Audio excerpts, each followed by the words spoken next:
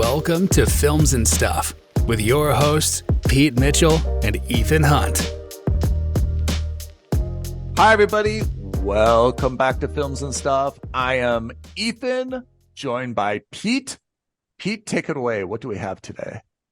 Hi, Ethan. So today we're going to do our slightly delayed by a couple months. We're doing our annual Films and Stuff 2023. You heard me right. 2023 Streamies, where we finally go through the results of the films that we saw, the platforms that we saw, and we give everyone a score and we tell you, hey, for 2024, this is the platform you should be invested in for the next 12 months based on the last 12 months. That's right. How should we organize our thoughts? Should we go through platforms one by one? Should we highlight something that we loved about each of them? What's your strategy for addressing this? So I thought that what we could do is start off with a little bit of gross stats for the year. Just talk a little bit of the environment overall, not just for the streaming platforms, but also the non-streaming platforms. Yep. And then we can talk about just the content that we saw, or specifically what we think is the best platform. I've collated a few stats off our own viewership. So in terms of gross stats for the industry overall, 2023 saw the 52nd and 53rd movie ever to break $1 billion on the global box office scale. No way. 53, huh? Yeah, 52nd and 53rd. The 52nd movie was the Super Mario Brothers movie. Okay. 53rd movie was the Barbie movie. Okay. Overall, the global box office was up 31%. That's a great sign. And it reached $34 billion, which includes the international markets. Caveat, as always, we're talking about Western cinema and Western movies. We don't have access to accurate data for results coming out of China, out of India, and other very big markets. So while we acknowledge they exist, and certainly the top 10 lists for most of these would look vastly different if we did include the Indian market and the Chinese market, we're not going to because we don't have that data. Yeah. Last year, interestingly enough, streaming for the first time beat cable and broadcast with 38.1% of TV usage. And I expect that trend is only going to grow. I agree. I think that's exactly right. In aggregate, there were 1.8 billion subscribers to streaming platforms by the end of 2023, with $37 billion in sales. So between all the platforms combined, the streaming platform was more valuable on a gross basis than the cinematic platform. As expected, cost is still the number one driver for a platform's success. In terms of all the surveys that we've seen, the number one driver to determine whether someone is subscribing to a platform isn't actually quality, it's the price of that platform. Speaking of that, do we have the statistics or information about, the cost for each platform? I think I'm paying, we'll do this in dollars. Yeah. I think I pay $9.99 for Apple TV Plus. Okay. The equivalent of like $7.50 for Netflix. Amazon, I don't know. How much do you pay for Amazon? Amazon, I'm paying, I think, £90 a year for Amazon Prime, which includes Amazon Prime Video. Yeah. The problem is, and maybe not a problem, but the reality is that all these platforms have started doing ad-supported tiers. And just recently, Amazon said that your £90 a year, or whatever that number is in the UK, they're now going to give you ads with Amazon Prime Video. In yet another blow to Amazon Prime's, let's say, public perception, by me at least. So if I want to get rid of ads, I have to pay another whatever it is. I haven't even bothered looking because, frankly speaking, I've been so disappointed with Amazon Prime while I've been in India. Yeah. The ads generally, I think, are very disruptive. I think it really depends on what is going to be the cost to get rid of the ads, Yeah. to see whether or not it's a good deal. Yeah. As a final stat on the overall market, at the end of the year, Netflix was leading the charge with 238 million users, Yep. and Prime was next with 162 million users. It's again important to caveat that with the fact that Amazon Prime Video is thrown in as a freebie with Amazon Prime subscribers. So Yeah. that number is a bit disingenuous because you don't know how many people are subscribed to Prime Video exclusively for Prime Video versus as to the platform, and they just get it for free. And it doesn't include the fact that there are multiple households which have multiple subscriptions. So, for example, my household has 3 Amazon Prime subscribers, which means we have. Is that right?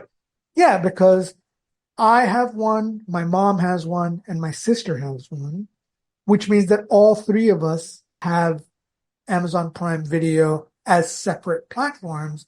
Yeah. But if you look at Netflix, for example, you can take the highest tier package, which includes up to 4 or 6 different people as a part of one household.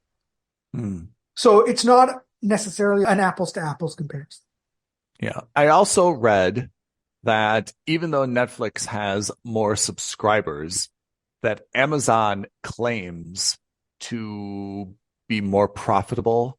And I think, again, it's really hard to break it down because the Netflix business is solely streaming, whereas the Amazon business, I would expect that both their revenue and their costs are somehow contaminated by their broader business. So I think it's hard to really draw any statistics out of that. Yeah, because almost certainly Amazon's streaming platform is supported by Amazon Web Services. Yeah.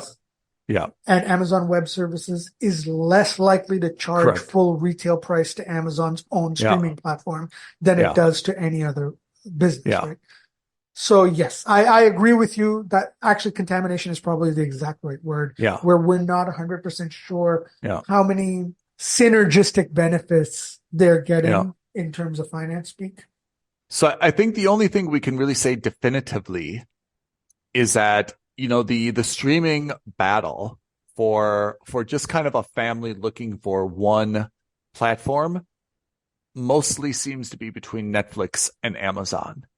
And then if someone is looking for a secondary platform, then I think you have the Apple TV Plus, the Disney/Hulu Plus, the Max, Discovery, whatever. Exactly. So so you raised a very interesting point. So Disney gets very interesting because officially at the end of last year, at the beginning of this quarter, they merged Hulu with Disney in terms of the service offering. It's still a separate platform in the sense that you have to subscribe to Hulu content. When I say merge their services, I mean that you don't need a separate Hulu app. You can access Hulu content through Disney Plus, and that includes also ESPN Plus. And I heard, although I haven't seen that in practice, I've heard that they're also doing that with Hotstar in India. If they do, that's going to be a huge number of subscribers jumping onto their platform.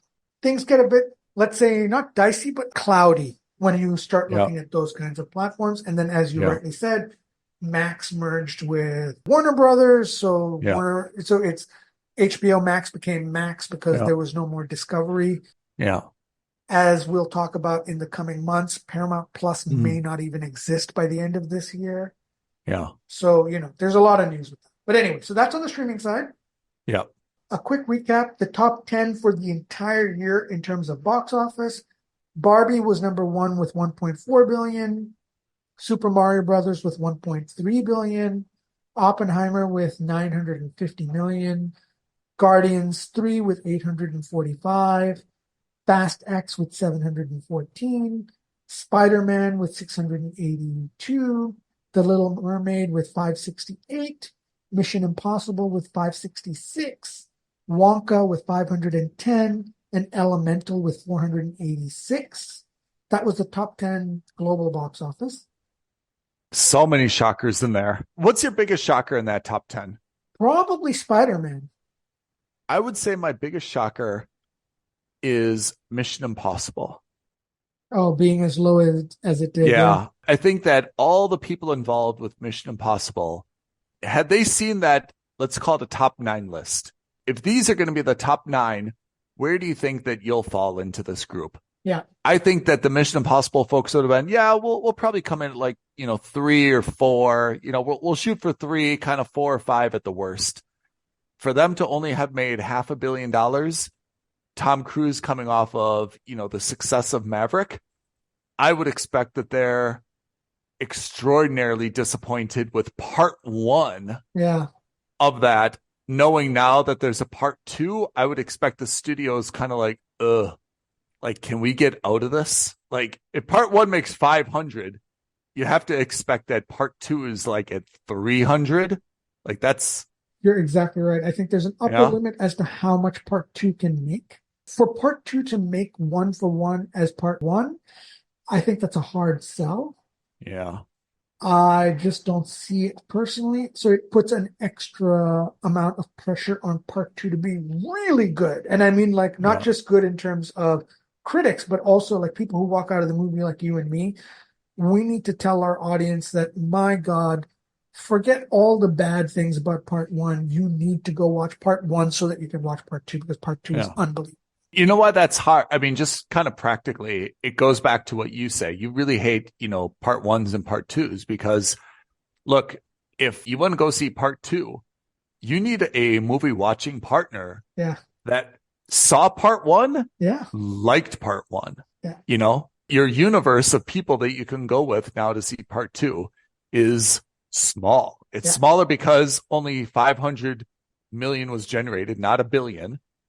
And of that, probably 250 walked away happy, unhappy, Yeah.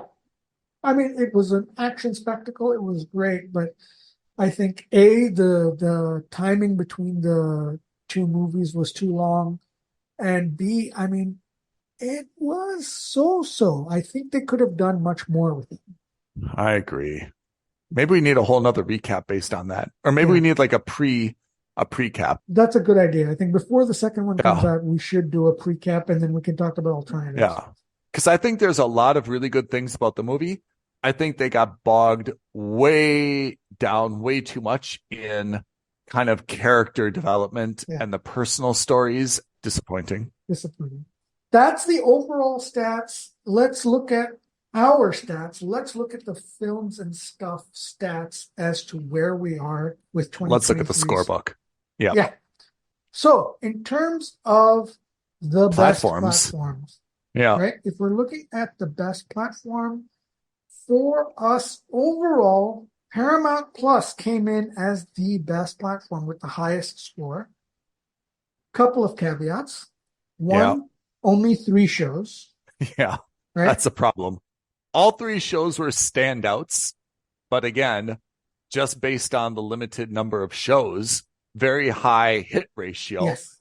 But once you've seen those shows, you've kind of expired what you can do on Paramount Plus, right? Yeah. And then if you look at the overall platform, say stats, if you look at the shows that you watched on Paramount Plus that I didn't, or vice versa, if including that, we saw a total of 9 shows on the platform.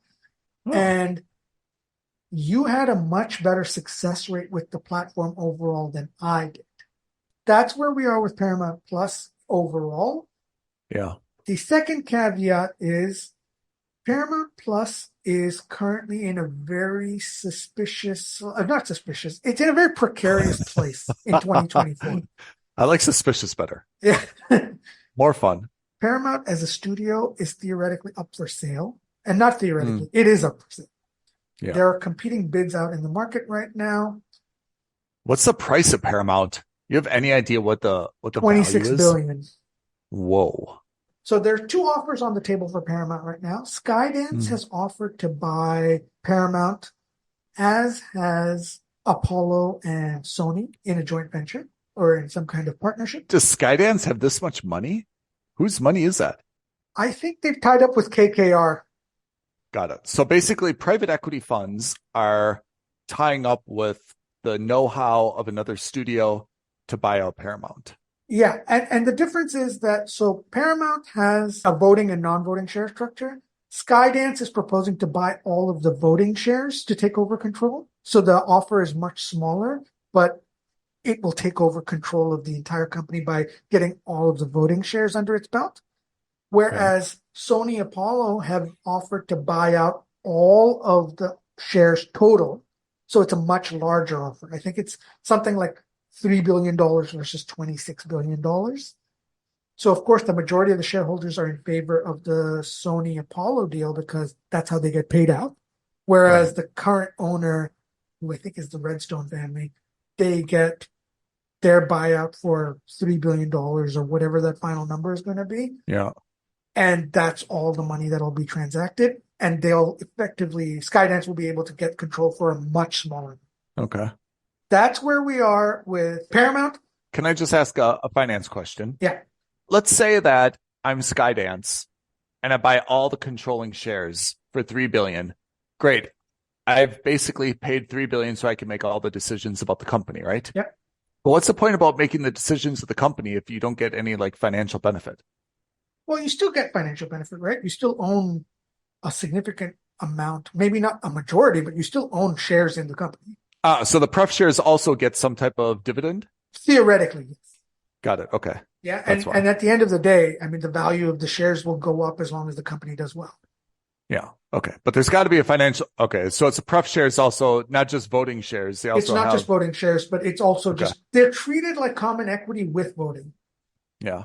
So that's interesting. Like there's no tag along, drag along. There's no like right of first refusal. There's nothing else to kind of protect the common shareholders. The common shareholder, that's right. So that's why the common shareholders were having like an uprising against the Redstone family, which controls all the voting shares right now, is because they said, hey, listen, you're going to get paid out.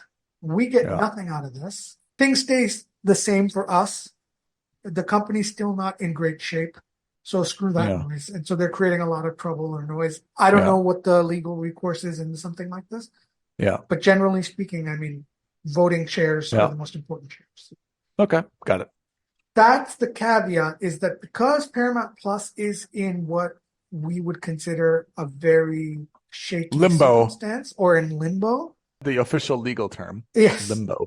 Our recommendation on the basis of the number of shows that we watch, on the basis of the scores that we have, is that Disney Plus is the, let's say, second place winner. Can I say, I think in that second tier, yes, Disney Plus.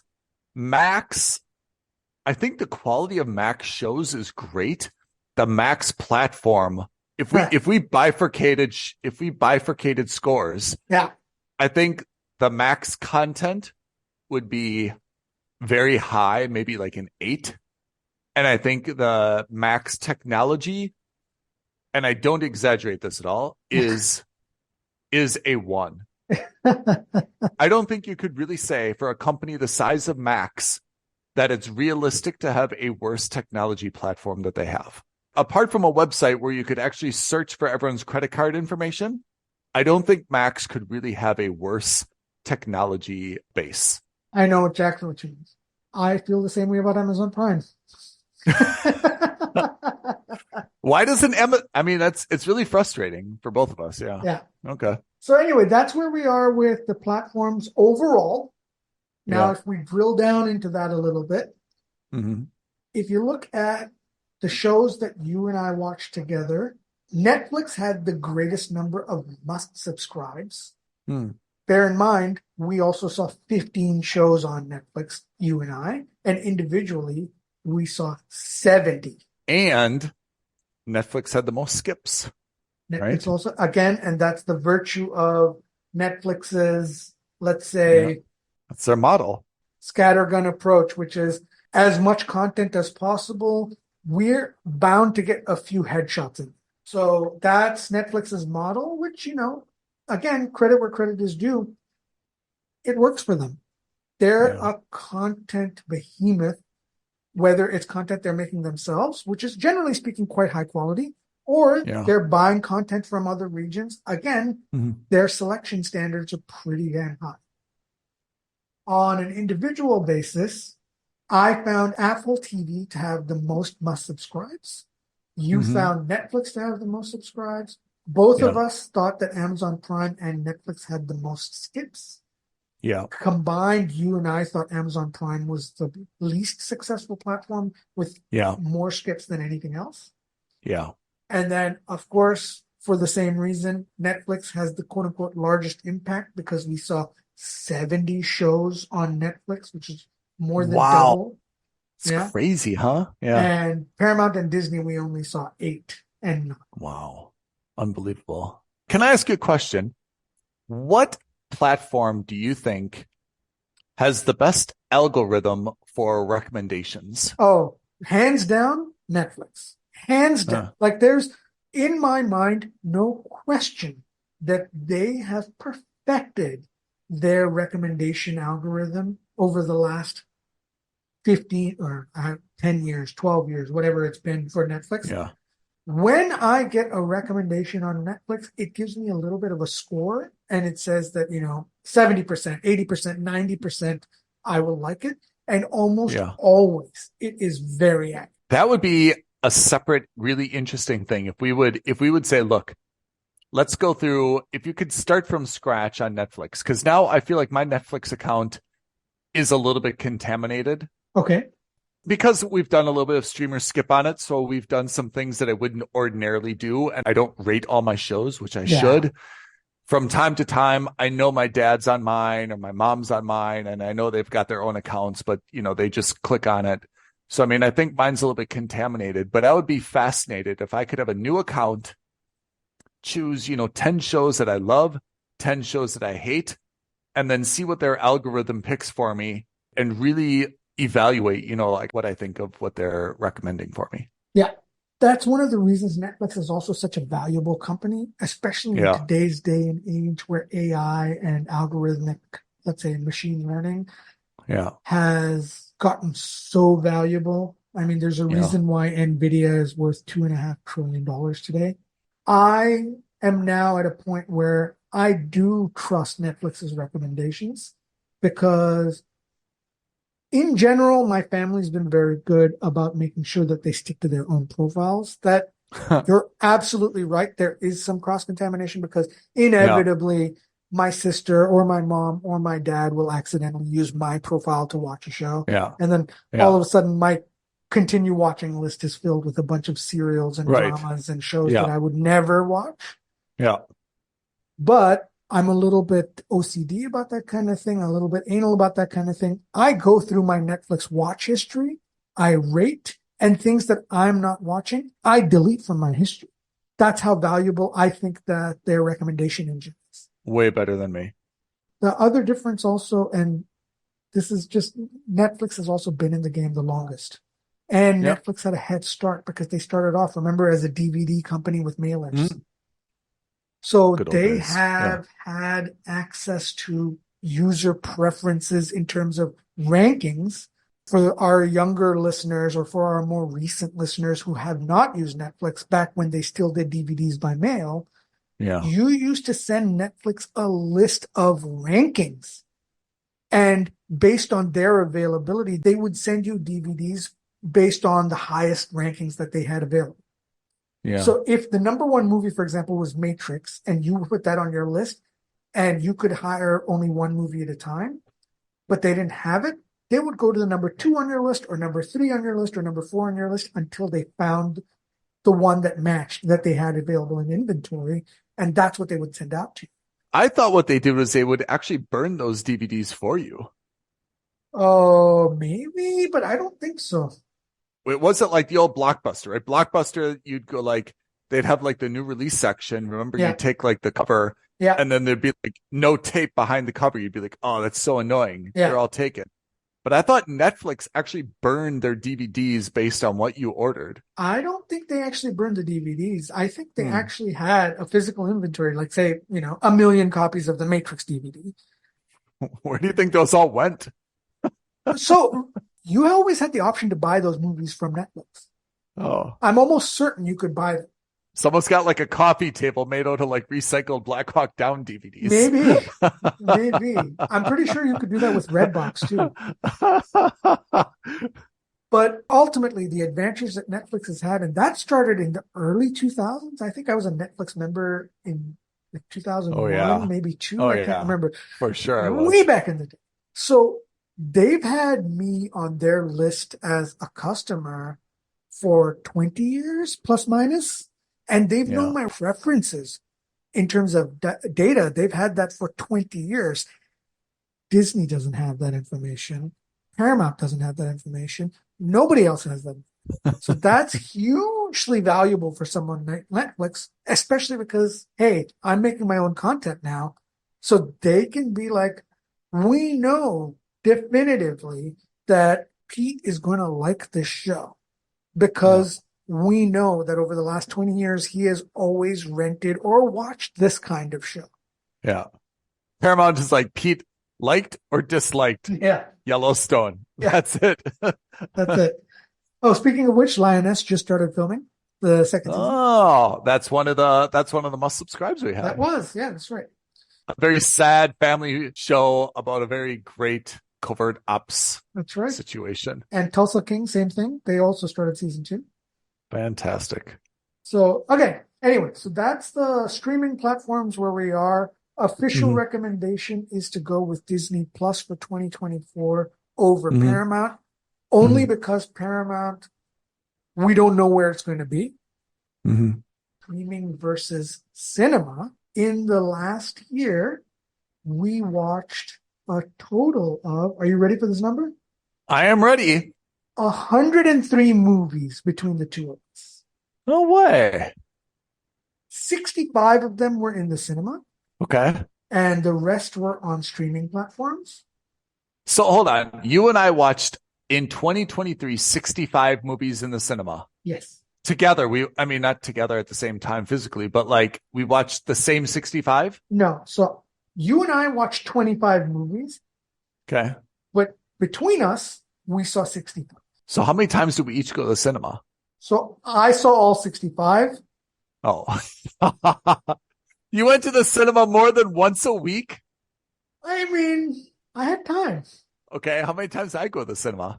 25. So once every 2 weeks. Yeah. This year it's going to be very low for me. This year's going to be low for both of us. Yeah. That's why for you, cinema was the best platform. Yeah. But for me, Apple TV was the best platform. You went twice a week? Not twice a week, like 1.2 times a week. That's incredible. There cannot be anyone else in the world who's gone more than 65 separate instances to the cinema. I'm sure there's quite a few. Cannot. No, not quite a few. and I say that like with admiration. I'm not saying like you're going to like the CD strip club like every week. I'm saying like with admiration, like that's fantastic. Yeah. So last year was, it was quite a few movies. However, having said that, both of us thought that Apple TV Plus was actually the best platform for movies. Yeah, true. We saw 6 movies on Apple TV Plus, and overall, the score for the movies we saw on Apple TV versus in the cinema was higher for Apple TV. What did we like on Apple TV? What movies do we prefer? We saw Sharper, Killers of the Flower Moon. Oh, yeah, Beanie Baby. Beanie Bubble. Michael J. Fox, Tetris, Ghosted. Not a great selection, but the difference was we didn't see Babylon, we didn't see Blue Beetle. There were a couple of cinematic, like absolute bombs, and then I saw some truly awful stinkers. Oh my God, there were some really horrible movies that I saw. Let's look at what's here. You didn't like Babylon at all, huh? No. The Flash. I gave it a 5. You gave it a 1. It was a skip for me. I thought Flash was fantastic. Come on. That's what you thought about Shazam too. What'd I give Shazam to? You gave it a must-watch in cinema. I love the pen. Remember the floating pen? I can't remember. Oh, yeah, that's right. I love the pen. Oh, yeah. Blue Beetle. At least we agreed. We definitely agreed on Blue Beetle. Oh, awful. Yeah, Barbie, you gave a 1. That's tough. I recognize that it did very well, but it was not a movie. So yeah, cinema had the greatest impact. Apple TV was a close second place, and overall, the streaming platforms beat out the cinema platform. If you had to choose between staying at home and watching a movie on a streaming platform versus in the cinema, you were better off watching a movie on streaming. I mean, I think that also has to do with the technology. Is if you've got a good setup at home, you can have a very good experience even watching a film with a lot of graphics or a lot of sound. Yeah. Exactly. And I think that's the reality, is that Yeah. cinema these days especially is kind of catering to bombastic films. Yeah. And you need to have a movie that justifies the quality, not just visually, but in terms of sound. So like Oppenheimer didn't have any crazy effects or anything, but the sound design, some of the visual effects, it was just spectacular. And you cannot replicate that on, I don't care how nice your TV is. It doesn't matter what OLED TV you have or how fancy your TV system is. You just cannot compare the two to that to an IMAX screen. I mean, I will agree with Oppenheimer, but I mean, Oppenheimer is primarily a drama with one or two important, sequences where the sound is tuned to a maximum. But I mean, to be honest, if you do watch those at home, you're not going to completely spoil the film. I think you could live without. Oh, no, I agree with you. Look, none of us are so precious that we would think that a movie is ruined by watching it on a small screen versus on a big screen. Let's be practical. Also, we're not teenagers where we have to have the best experience possible for everything. We also have real world lives, and we have things going on that. Look, I can't necessarily duck out to the cinema every week. I can understand that. Only 1.2 times a week. Exactly. You're like, I can't go to the cinema twice a week. For my second viewing of Oppenheimer this week, I will have to do it at home. That's fair enough. But the point is that if you really want to get the best experience out of it, there are some movies that you just won't be able to replicate at home. Again, Fast X, for example, not a great movie by any means, but in terms of the visual effects, in terms of the grandiose sound design and, stunts, there is an element of you need to see that on the big screen to appreciate it. The same as the Tom Cruise movies, right? Yeah. Watching Maverick in the big screen versus at home, yes, overall, you're getting the same movie on both experiences, but the sound design, the visual effects, all that stuff, there's an X factor to watching it in the cinema. God bless Maverick, which is, I think, the perfect summer blockbuster. Honestly, one of the best that we've seen in the last, I think, 5-6 years. Talk about, I think, the model for ticking all the boxes, 100%. And then, just as a final part of the films and stuffies, if you look at our streamer skit platform, we did a total of 43 shows last year, 43 each, let's put it that way. Yeah. And of the shows that I was assigned to watch, 9 of them, actually for both of us, 9 of them were must subscribes. Yeah. A majority were mooch someone's password. And a fair number were don't waste your time. Skip. That being said, I am particularly proud of our streamer skip record. Yeah. I think it's so important to try things that we never otherwise would have tried. And if you combine our lists, we've been able to identify 18 then must subscribes between us. Yeah. 18 must subscribes, if you think about that. That is for a public service to our families, friends, and listeners, that if someone's like, hey, I don't know what to watch, I don't have time to waste, tell me what I should watch. We're basically, with 18, it's basically saying, hey, that's a series every 2 weeks. That's absolutely reasonable to expect people to watch 18 series, a year. Probably even a little bit aggressive, to be honest.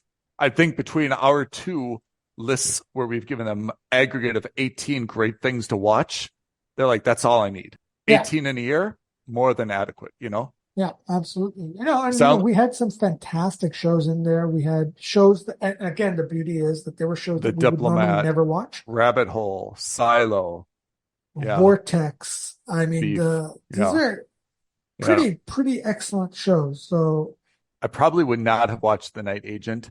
Yeah, Vortex on Netflix, we definitely would have. The Gold on Paramount Plus. Oh man. Bodies on Netflix, right? And our next one will be probably next week. We need to talk about Three Body Problem. Yeah, we should actually touch upon that. Maybe we can include that as a part of our Streamer Skip episode for next week. But Three Body Problem, it was always on my watch list. And then, of course, Ethan said, stop what you're doing, watch it. Yeah. It's phenomenal. So I stopped what I did, and I ended up binging the whole thing in one night. Yeah. You did watch all 8 in one night? Yep. Wow. Yep. It was a very late night, but totally worth it. It was so good. We should call that like a must binge, right? A must binge. Right? Because I think that's really the test of just a fantastic show. I could do that with Stranger Things. I could do that with The Umbrella Academy.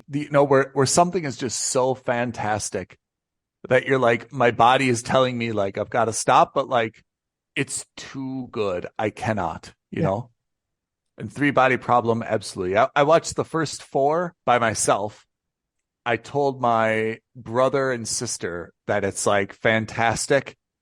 Then I saw them like the following weekend, and I watched again the first 4 with them just so that we could catch up. And then like the following week, then we watched the remaining 4. And it was so hard for me to like hold off. I'm like, I want to watch it with you. I want to experience the end with you. Yeah. So should we make some predictions now for 2024 streaming? Yeah, let's do it. That's a great idea. I'm going to say that I think, again, we're going to watch the most shows on Netflix and Amazon.